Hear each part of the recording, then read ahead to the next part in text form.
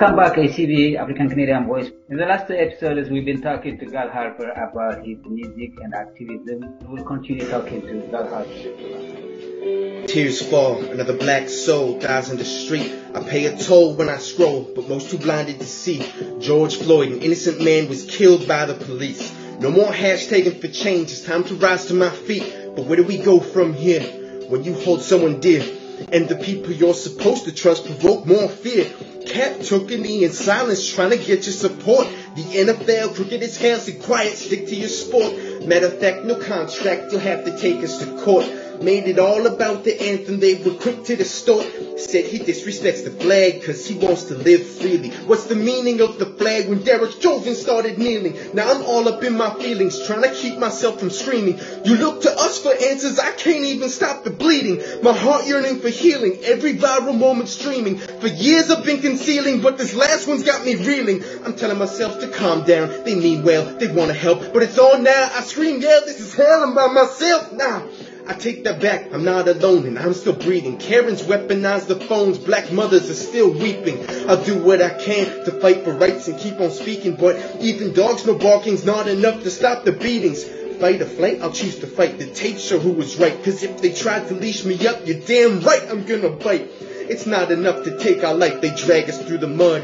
In high school he smoked a joint, he was a gangster and a thug. Well, puff, puff, blast, I guess that justifies the slugs. Hands up, don't shoot, shit, he must be high on drugs. Black Lives Matter is not a controversial statement. We just ask that our kids don't end up chocolate lined in pavement. It started with enslavement, we traded fields for entertainment. Now we take the field to be killed by the shield. From your perspective, though, do you think that the primacy should be the interaction between police and blacks or some other areas, or it should go in all directions? Yeah, I do think that it's not just a problem with police. I mean, black people have issues with employment. We have issues with institutions for schooling and education. It's all over the place, right? That was merely just one example that I know that I can directly impact. But I mean, overall, my activism, I'd love to spread it out and be able to contribute in any way that I can in raising awareness for all of these different causes, right? Mental health facilities, community housing, stuff like that. They're all huge areas that need some attention. So by all means, I'm more than willing to be involved in all those aspects as well. That was merely just the education system. I know that I have an opportunity where, especially with the youth, the youth, they can connect to my music on a different level than, the older generations can, just because the genre of music is more, for today's youth. But by all means, it's definitely something that's not limited to education. It's very good approach you're doing that. Do you see also in terms of generational understanding of this problem, do you see any gap or what do you see in there? I think that the biggest problem right now with the people that are in power and have the ability to create these changes and implement the policy changes that we need to see, it really comes down to their lack of education on the issue. So I've mentioned this on several occasions, but it really sticks with me. Former Prime Minister Stephen Harper at one point said Canada has no history of colonialism. These things aren't always necessarily being said out of a hatred for these communities. If you think about our education system and how they were taught when they were coming up, it's a lack of education. They weren't taught about the genocide that took place, or the history of slavery and the marginalization of the Black community. So I think, as much as it all seems to be tying back to education, that's really where it comes from. I mean, if I talk to any adult, whether it's online or in person, and they are arguing with me or debating me over a certain human rights issue when it comes to the Black community, I find that almost 9 times out of 10, it's just they don't know the history, right? So as soon as I bring it to their attention, they go, "Oh, I didn't know that," right? And it changes their whole view, and then they're more willing to accept the things that I'm suggesting the steps that I suggest we take. So it really doesn't matter what age it is. We're dealing with a generation right now in power that wasn't taught everything that they should have been. So educating the young so that when they get to that point, they have all the information they need is important. But just as important is educating the current generation in power, and the older generations, and making sure that they understand, accept, and respect where our community has come from, and what we're going through right now at the hands of people who are uneducated and ignorant to the Black Canadian plight.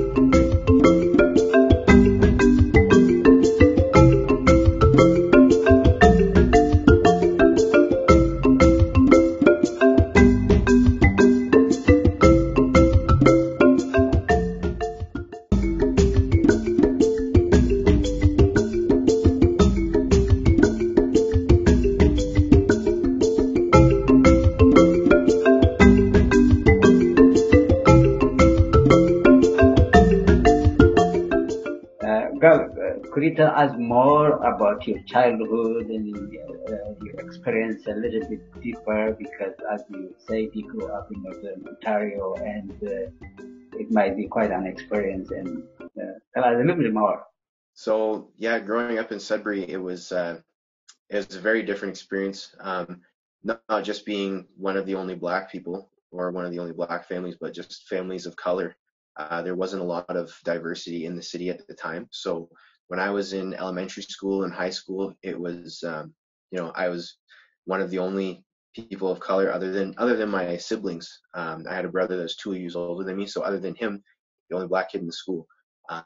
So for a lot of times, it was kind of, there was instances where jokes were said and comments were made, and at a very young age you're kind of put in a situation where you've got to make a decision on whether you're going to make people uncomfortable and call it out and tell them that it's not right, or just make everyone comfortable and pretend it doesn't bother you and kind of carry on, right? So a lot of pressure for a young child to have to deal with, and a lot of the times it's not even something you have a choice in, really. It's just kind of Having that diverse, raw material experience, lived experience you went through, is the raw material for your music. And when did you pick the guitar in terms of your musical uh, trajectory? I really can't say what it was like. When I grew up in school, I'd be at parties or whatever outside at recess, and I'd freestyle with my friends, right? So I just kind of rap about whatever, just off the top of my head. And I didn't really start writing stuff until later in high school, and it was even at that time, it wasn't really on a deeper level. It was more just for entertainment. And it wasn't until I was probably grade 12, I started writing more about, the emotional struggles I was having, and, issues like that. And that's where I kind of decided, like, this is something that I might want to do, and like turn it into something, a potential future career of sorts. So I guess politics and activism, they've always been something that I've thought about, but never really considered something I'd pursue on this level. Is really just, I little things like, you can be old enough to vote, but can't be old enough to drink. And it's like, so we're saying you're a kid, so we're not going to let you drink. And not that I'm, saying that people should be able to drink at that age, but if you're not considered an adult for one, but you're considered an adult for the other, it's like, things just don't make sense, right? And I always found these little things in society, whether it's rules at school or actual laws, where it's like, this just doesn't make sense. It's not logical for things to be the way they are. And I was always challenging things. I know, like, even at school, teachers would have they have rules for something basic, and it's not even really, it wasn't a racial injustice at this point. I'm just suggesting, they'd say something that's like, well, that's not fair. Why did they get to do their project that way, and we don't get to the same amount of time, or whatever it was, right? So just anytime I saw something that was the slightest bit unfair, I asked why it was that way, right? And I think that natural inclination to question things when they didn't make sense or they weren't logical, that's just something that it's part of my personality. It's just who I am. I don't know whether it's attributed to the racial injustices I've experienced, but it's something that I've always done and I will continue to do. I just, when I see something that's not right, um, or doesn't make sense, it just bothers me, Yeah. So I think as far as music, it just naturally kind of bled into my music, right? Is there a rap song that comes right now, right? You can just say a few lines, just or do you wanna? Yeah, I could, like, are you thinking, like I could go a cappella, and there's a song that I wrote, one of my first songs, it was Okay. called Redemption. Mhm. Um, that one, that was kind of the first song that I wrote that had any political content at all. Um, it's there's a lot of stuff in there. It's kind of a mix, right, of my personal life and injustices, I guess. So I kind of fused the two together. But as much as the personal life stuff isn't as relevant, the political stuff, unfortunately, none of it's changed, right? So Okay. um, I had a song called Why. Um, I guess I could share some of that one. It's been a long time. I wrote this one. I think I was in grade 10. Um, I'm not sure I'll even remember all the words, but it was just a bunch of questions. So, um, why do single mothers got to live check to check? Why does everybody around me demand respect? Why they feel they deserve what others have earned? Why I got to get burned before I can learn? Why is the grass always green on the opposite side? And why do people think they're better when they got a hot ride? Why is it all about the image and not what's inside? Why do people go with the flow instead of fighting the tide? Why do people continue judging the books by the covers? Why do kids have to watch dads beat on their mothers? Uh, why do innocent brothers still get cuffed and arrested? I can't really remember. It was That's a long okay. time ago, but that's the direction the song was going. Why is the biggest question, and it asks important question. That's what's happening now, right? And Yeah, yeah, exactly. It's like I wrote that in grade 10, and the questions are all still relevant. Like, why is that right. stuff still happening? If you are Um, asking the relevant questions, they have the yeah. power to change. They need to be answered, right? So at the Mhm. grade 10 level, when he writes that why question, yeah. So thank you for sharing that.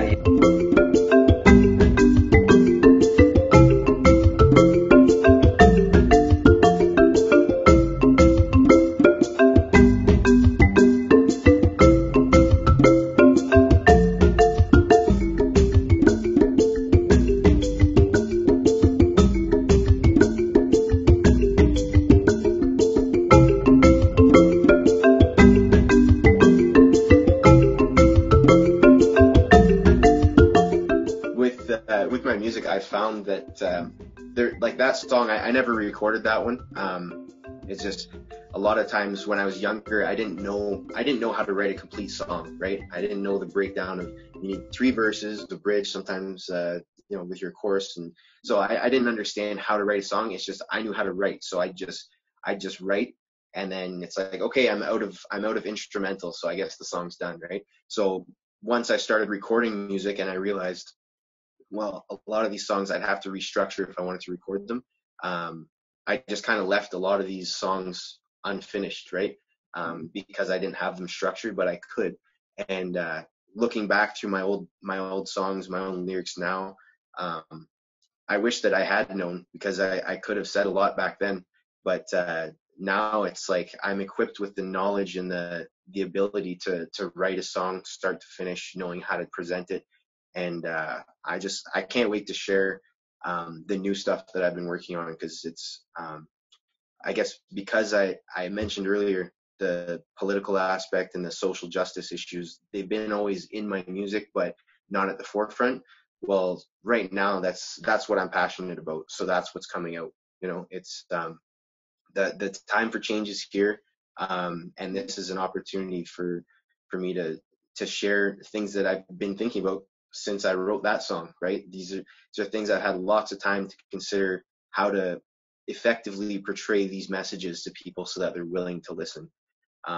One of the things that I've done over the last few years is I've found a way to educate people through social media on issues that are important to me in a way where it's not condescending and it doesn't cut people off and turn them off in a sense where they read it and they feel like I'm telling them off or telling them what they should be doing.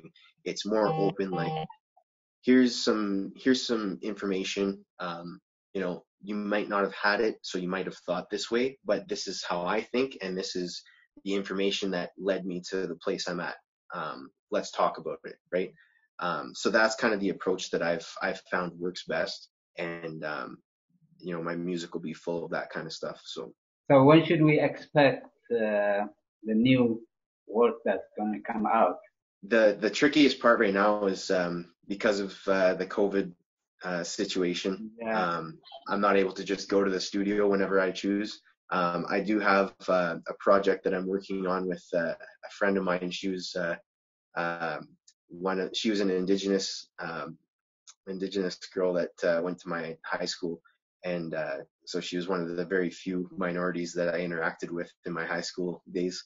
And she's really involved in music, and she reached out to me to collaborate on a song. So I'll be going to Toronto within the next couple of weeks and working on that with her. But in the meantime, I've been writing my own stuff, and I'm just kind of trying to figure out a timeline for getting to the studio.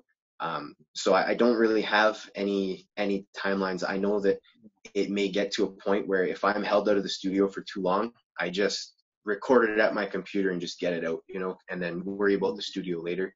Like with the song from earlier, I'm Still Breathing, it was just, I just needed to share it. So I just recorded it on my phone at the computer and just got it out.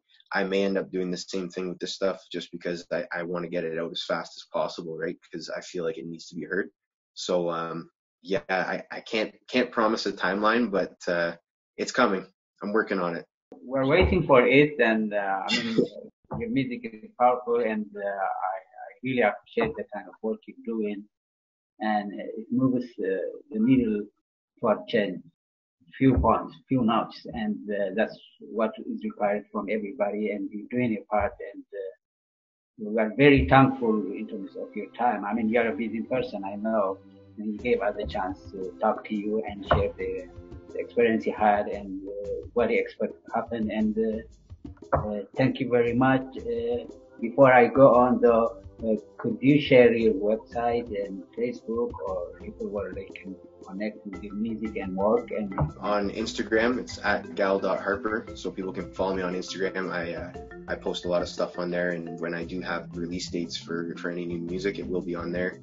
I also have my Facebook page, Gal Harper Music, so people can follow along there for updates.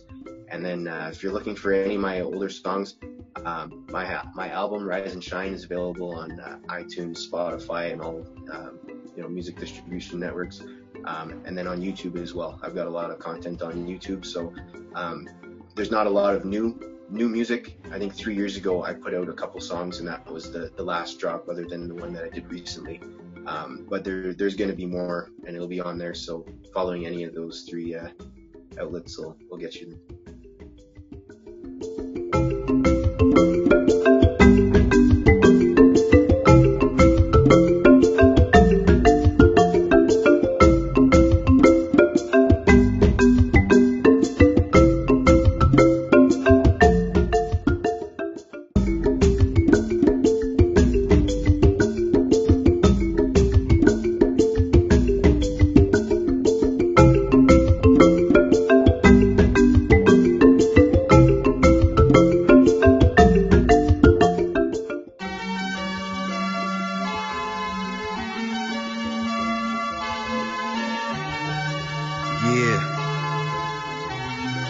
Here's some whispers from the north.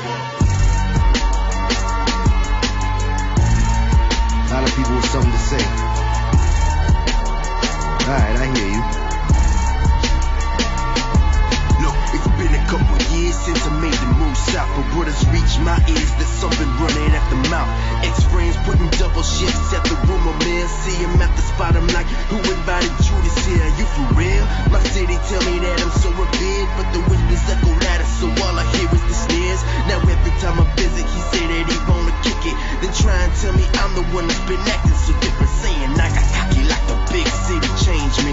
Maybe he's just jealous, I'm about to tear up the center stage. I'm in the main with the rage, he's aiming like Zab Judah. Started looking for Nemo, found you a barracuda. Used to roll around the town, doing work by the pound. Decided we would compare the talent to get to the crown. Man, it turns out I was foolish, thinking we could move the units. Took a thug dream and pursued it, to shame how I concluded. Cause greed for the green led him to white powder dreams. No longer a team, cause I don't like these cowardly schemes. Look, I'm still shooting for stars while he's shooting cocaine. Stuck trying to prove that he's hard, look what he did with his brain. I guess it's the same, that something's changed. With the zapping files to the memories we exchange. Those stab wounds to the back, went and left the muscle scar. Living until it's a wrap. To recap, just hustle hard and let them stay scheming.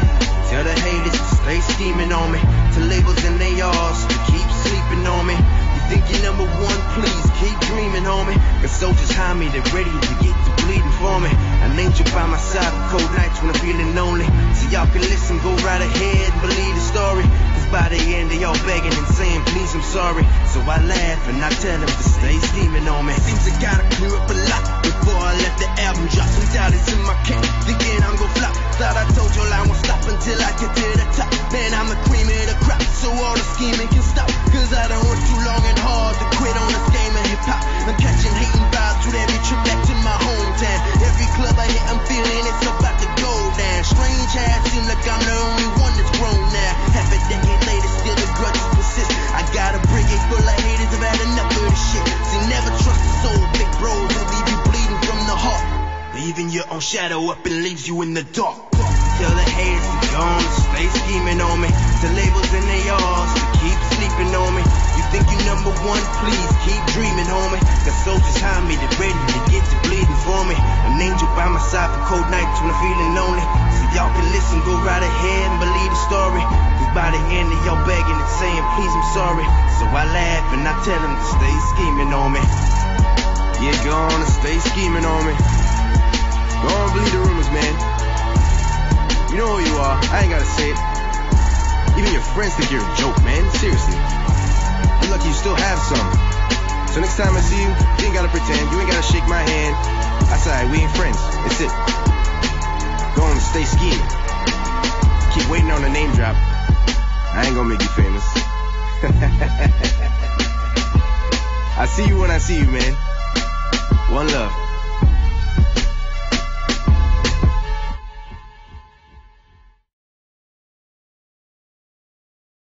Excellent. And we can't wait to see your work, and very impressive. Thank you. Thank you for having me.